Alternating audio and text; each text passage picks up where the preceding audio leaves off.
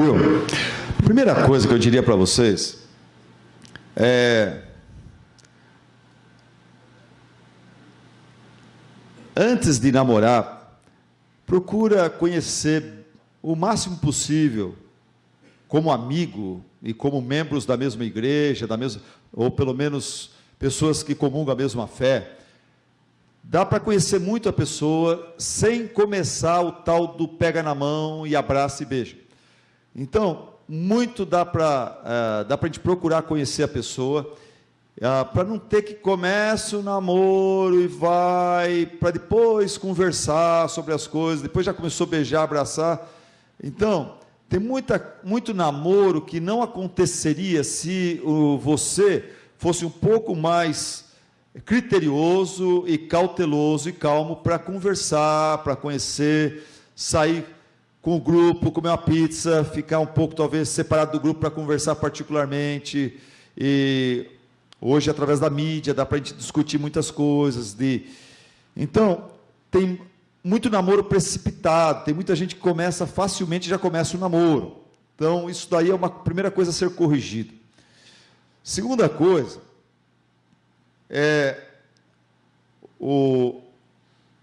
se você pensou bem, a pessoa pensou bem, vocês conversaram bastante antes, e pela conversa de vocês, observando a família dela, ela observando sua família, vocês já assim oraram mesmo e pensaram muito bem, se aconselharam com pessoas espirituais sobre o que vocês acham. Você acha que nós temos a ver um com o outro, tal? Daí entra no namoro, então vai entrar um negócio bem mais firme. Aí, sendo uma coisa bem mais firme, que visa casamento, você não quer estragar o casamento que é para o resto da vida por causa de uma precipitação no namoro, de beijar e abraçar, né?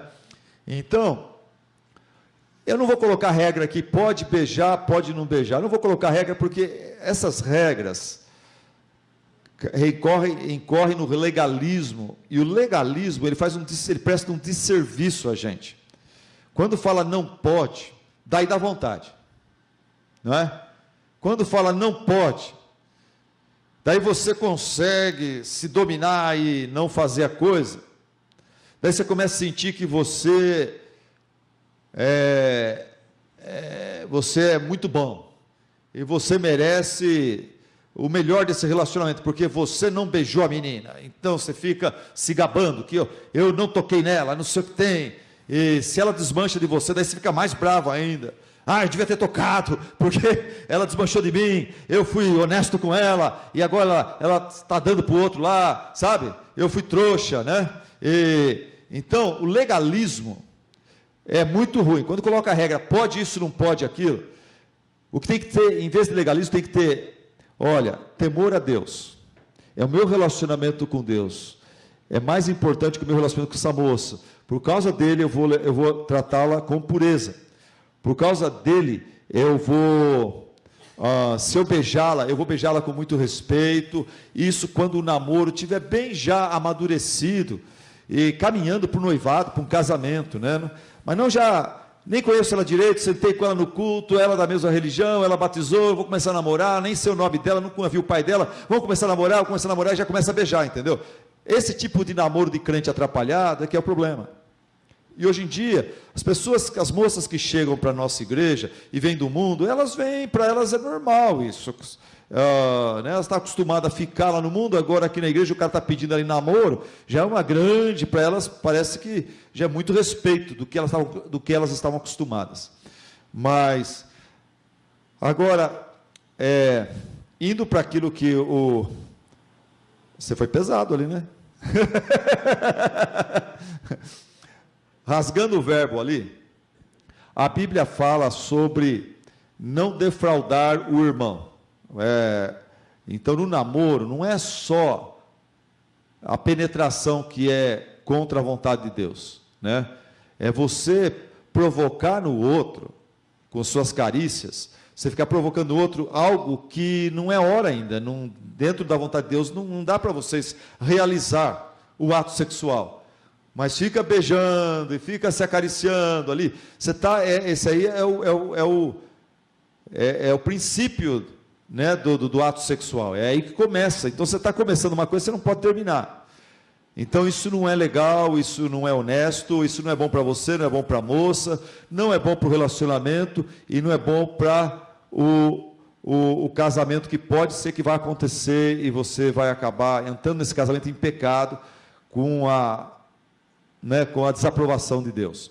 O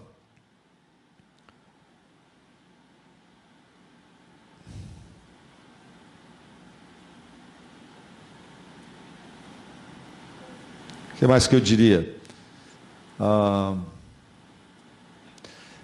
Esse negócio de ficar beijando na boca uma namorada, beijos prolongados, mas não vou fazer nada com ela. Não, ela é virgem, eu peguei ela virgem do pai dela, se desmanchar esse namoro, eu vou entregar ela virgem para o pai. Mas você beijou ela tanto que você provocou nela. É uma coisa tão assim, errada, para você sentir como que é errado. Seria a mesma coisa que você vir para um jantar na minha casa, que é à meia-noite, é um jantar de fim de ano, né?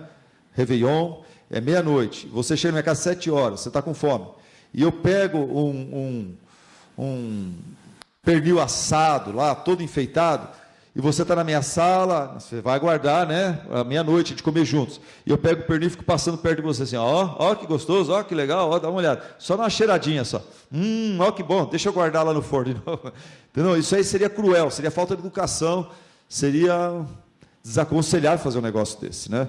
Então, a pessoa que fica beijando, provocando a menina, instigando a menina, sensualmente falando, ele está começando uma coisa que ele não pode terminar, é besteira, isso é errado, e o perigo é que uma hora ela está fraca, ela cai também, daí os dois aprontam, e diante de Deus você tem uma barra, né? Você tem uma barra diante de Deus, e até gente incrédula, quando faz isso, sente mal e tem peso na consciência.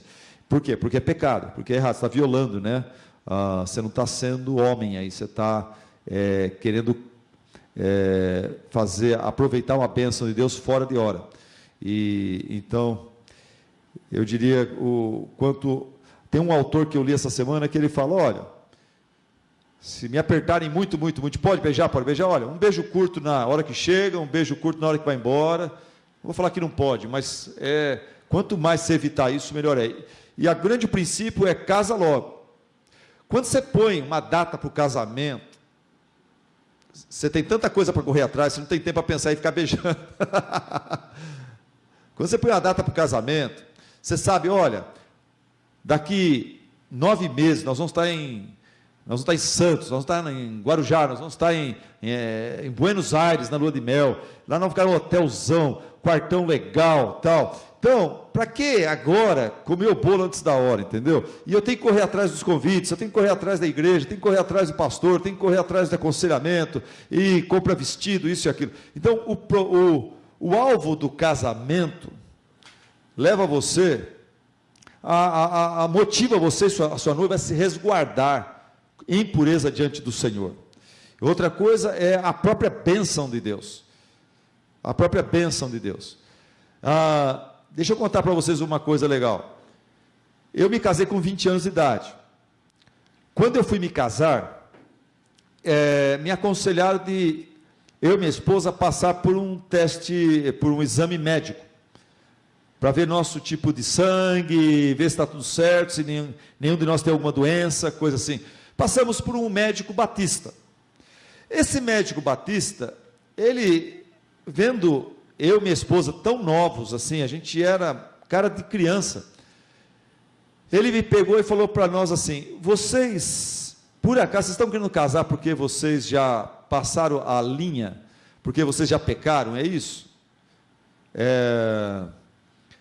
Eu falei, não. Ele falou, estou falando isso porque muito jovem crente, sincero, ele começa o namoro, daí ele não aguenta, ele ultrapassa a linha, daí ele fica com a consciência pesada, ele sente-se um pecador diante de Deus. Daí o que esse jovem faz? Ele tenta resolver esse pecado que ele cometeu com a namorada, ou está cometendo com a namorada, ele tenta resolver esse pecado com o casamento.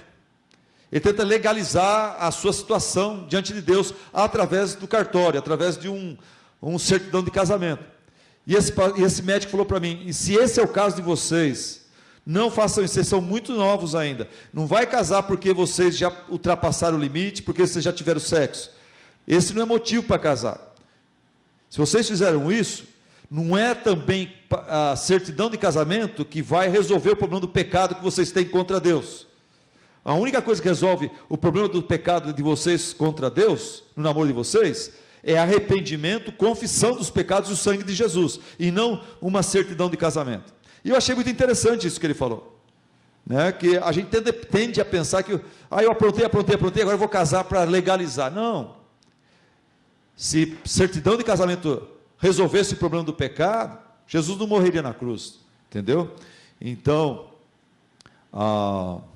é isso aí.